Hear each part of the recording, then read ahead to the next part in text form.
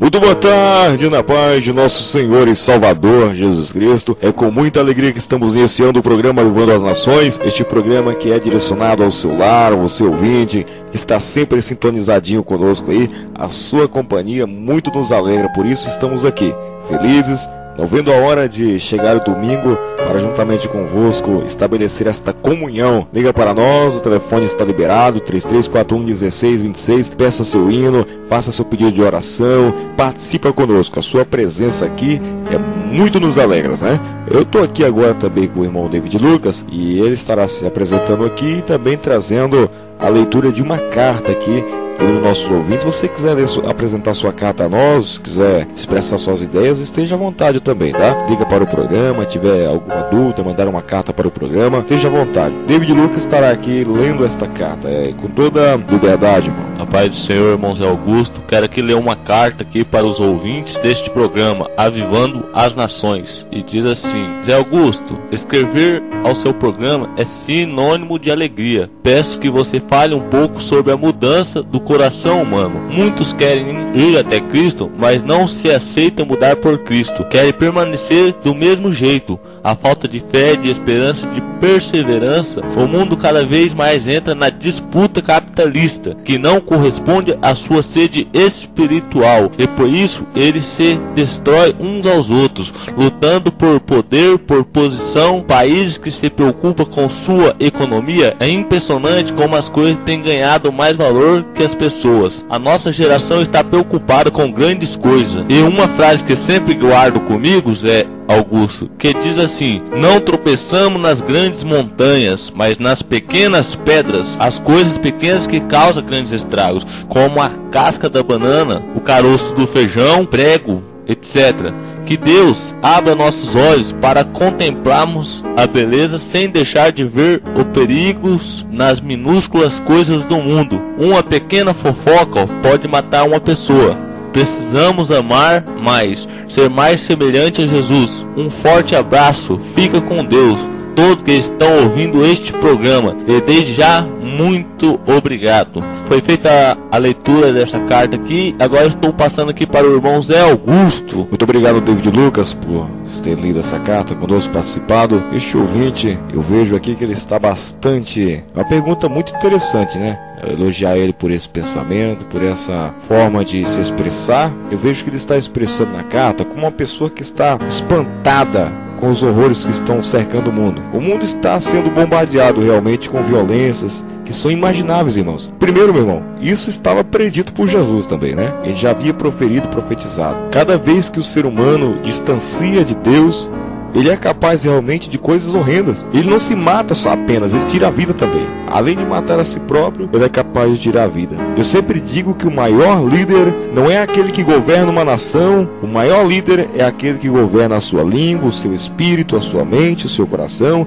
Aquele que controla a sua pessoa. Não deixa as emoções dele ser descontroladas ao ponto de mudar seu comportamento. O homem, ele vai se tornando, irmão, naquilo que ele permite entrar dentro dele, aquilo que ele está alimentando ao longo dos anos, na sua mente, no seu coração. Então não podemos ser escravos dos nossos pensamentos. Deus nos quer livres. E se tem uma maneira de alguém ser livre, não é livre de algemas, é livre dos pensamentos. Porque existem muitas pessoas que são milionários sem nem um tostão no bolso. Não tem conta no banco e são milionários espiritualmente falando. Vive feliz, mesmo morando em um casebre. E o contrário também é verdadeiro, que existem muitas pessoas que moram em mansões que eu não trocaria a vida dele pela minha. Não podemos permitir que a maldade, a desonestidade venha se alojar dentro da nossa alma. Não podemos ser escravos desses pensamentos. E a resposta imediata que eu posso lhe dar do porquê tanta maldade no mundo, o motivo é um só, meu querido: o pecado camuflado na alma humana. Quando o homem não reconhece sua condição diante de Deus de pecador, de criatura que precisa assumir o lugar de filho, entregando sua vida novamente ao Pai, ele fica desviado da casa do Pai e da sua importância de ser filho, como como ser humano. É fácil a gente detectar o mal no mundo. Alguns até dizem, esse mundão aí tá perdido, não tem mais jeito não. Esse fulano de tal aí, esse aí nunca mais é o mesmo, esse aí já era. Essa não é uma verdade. Nem todo mundo está perdido, e sempre há jeito sim, por mais difícil que esteja a situação. Pode não haver jeito para o governo humano, mas o trono de Deus jamais se desestabiliza. O trono do Altíssimo Deus sempre permanece fiel, mesmo o humano não permanecendo fiel. Todos nós precisamos identificar, não nas pessoas nem no mundo, mas em nosso coração, como estamos qualificando nossa vida. Jesus sempre dizia, tirai a trave de vossos olhos, ou seja, tirai as escamas de vossos olhos, antes de querer tirar a do seu irmão, do próximo. As pessoas que estão no buraco, ela às vezes não vê que está no buraco, mas ela vê o outro, a vida do outro, contempla o outro, tem uma trave nos olhos. Como você disse, amado irmão, na sua carta, essa frase, não tropeçamos nas grandes montanhas, mas na minúscula, nas pequenas pedras. Às vezes se preocupamos com os desastres grandes, com as grandes montanhas de conflitos, e existem algumas pedrinhas em nossos corações, e essas pedrinhas muitas vezes a gente não consegue observar. É muito mais fácil ver uma montanha do que ver pedras pequenas. Ninguém vai dar valor à casca da banana, e geralmente nós damos valor à banana, a não ser se você gosta mais da casca, né? Mas ela pode fazer grandes estragos na casca da banana, se não for jogado no devido lugar. O que você está querendo dizer com isso, irmãos Augusto? Que estamos preocupados com as coisas lá de fora, e dentro de nós há pecados escondidos, ocultos, que se Jesus voltasse hoje, ele nos impediria de subir com ele. São pedrinhas pequenas, mas que nelas muitos estão caindo. É a mentira, é o engano, é a fofoca, é a focatrua. As atrocidades que estão acontecendo no mundo afora, irmãos, são vistos por todos. Vira noticiário em todas as televisões do mundo, mas aquelas que são ocultos, que nós estamos praticando, ninguém está vendo. Somente Deus. Eu tenho muito medo de construir, às vezes, um caráter que eu não estou sendo o principal autor desse caráter. Fazemos violência sem perceber às vezes que estamos fazendo. Violência não é só sangue derramado pela rua, não. Quando falamos mal do próximo, já é uma violência. Devemos tomar cuidado se estamos tramando contra nosso próximo. Não podemos permitir o pecado fazer com que nós desprezamos o nosso próximo. Fazer com que nós lançamos o outro fora, quando na realidade o erro está dentro de mim. Ah, meus irmãos, quantas pessoas maldosas fazem o mal sorrindo. Elas tomam café com você, como Judas senta à mesa, toma ceia, como os Iscariote, mas no coração portam veneno, como uma cobra venenosa. É nesse momento que precisamos fazer como Jesus, não responder com o mesmo gesto, não tramar como ele está tramando, mas vencer o mal com o bem.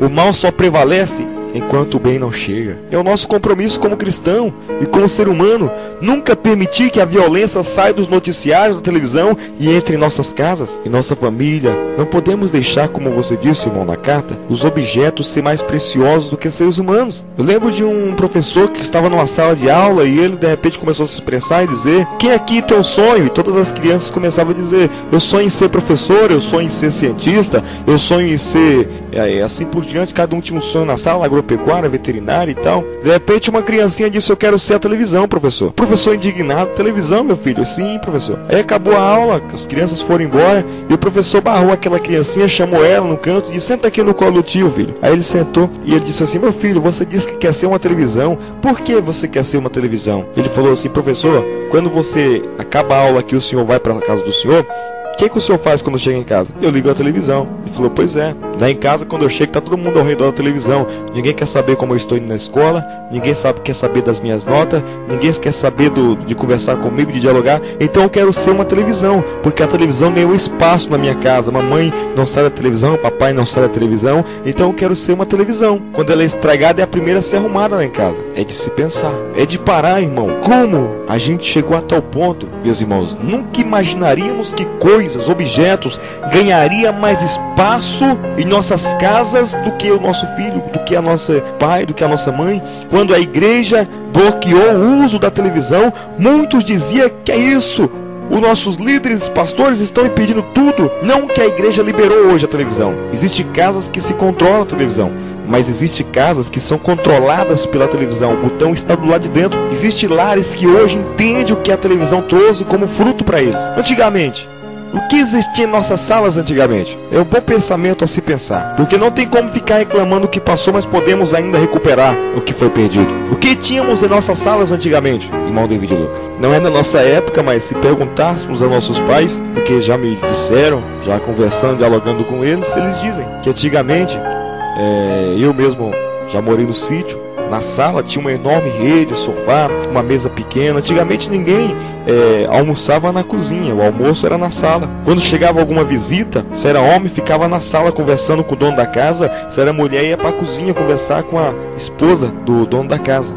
Hoje, as visitas são recebidas na varanda, porque dentro da casa, na sala, a televisão está lá. A televisão virou visita e ela está controlando o lugar em muitas casas. Não pode levar visita para a sala, porque a sala, a televisão está sendo ligada. Mesmo que alguém entre lá, ainda baixa o volume e deixa ela ligada. A atenção está voltada para as coisas. Podemos ainda controlar, podemos ainda marchar em busca de um novo avivamento, uma revolução em cima disso. Por quê? Porque nossos netos, filhos, os seus filhos, os meus, que eu sonho em ter filhos, irão crescer. E qual é o ambiente que ele vai receber? Meu pai dizia que antigamente na sala eles debulhavam feijão, debulhavam milho, já pensando na planta, eles já faziam um exercício do futuro. Por isso não existia tanta depressão como os nossos dias de hoje.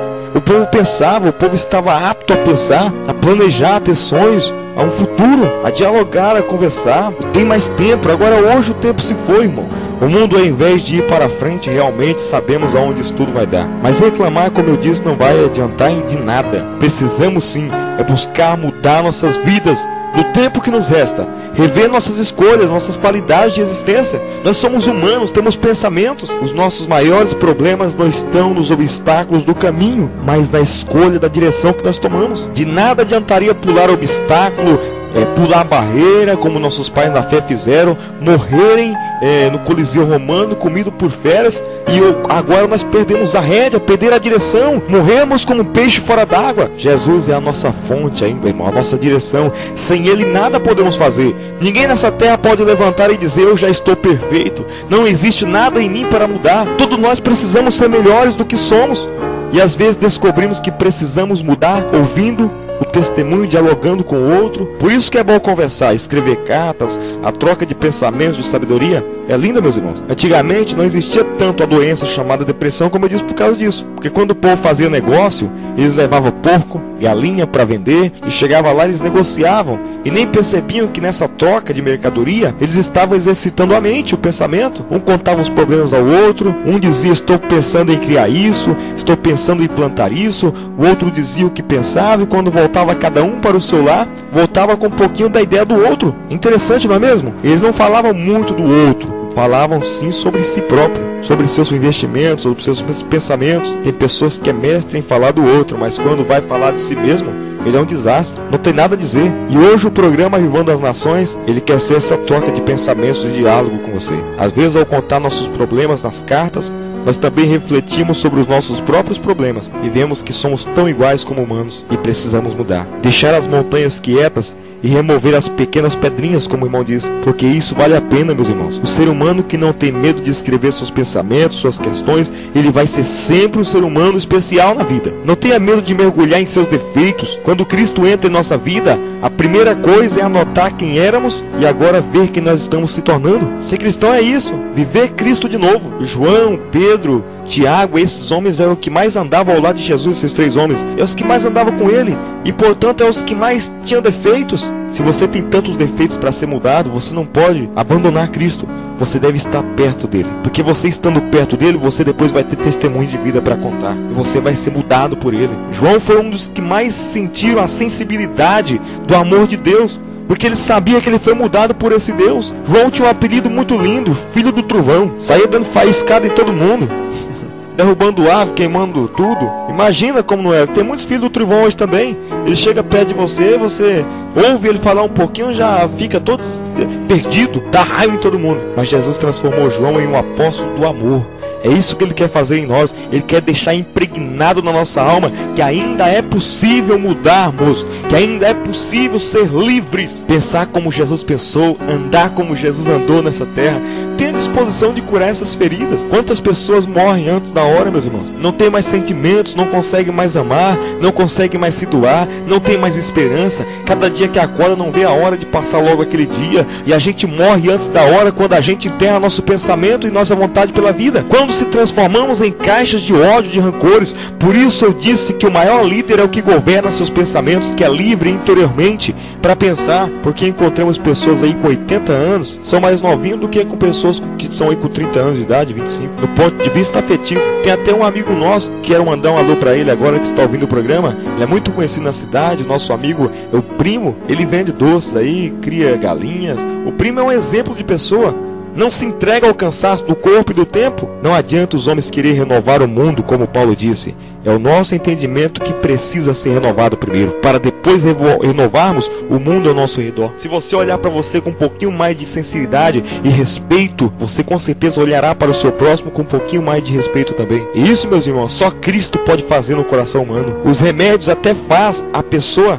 viver novamente, no sentido de viver, de existir, se dopar e às vezes não sentir a dor que ela sentia. Mas para voltar a sonhar, só Jesus pode fazer isso. Só com Ele no coração. Os sonhos, eles não se envelhecem com o tempo e com o corpo. É sempre o momento de sonhar. Podemos fazer a diferença nesse mundo de tantas mal notícias, como o irmão disse. Precisamos levar boas notícias, ainda que não serei noticiado nos jornais por fazer o bem, mas construirei notícias que possam edificar as vidas, porque eu sei que estarei vivendo, pensando e fazendo o que Jesus me propôs para fazer na sua palavra. Amém? Vamos ouvir o próximo hino e na sequência estaremos de volta. A sua participação é fundamental em nosso programa. Participa conosco, envia sua carta para nós e estaremos aqui lendo, respondendo seus pensamentos também. Fica na paz. Vamos ouvir o próximo hino.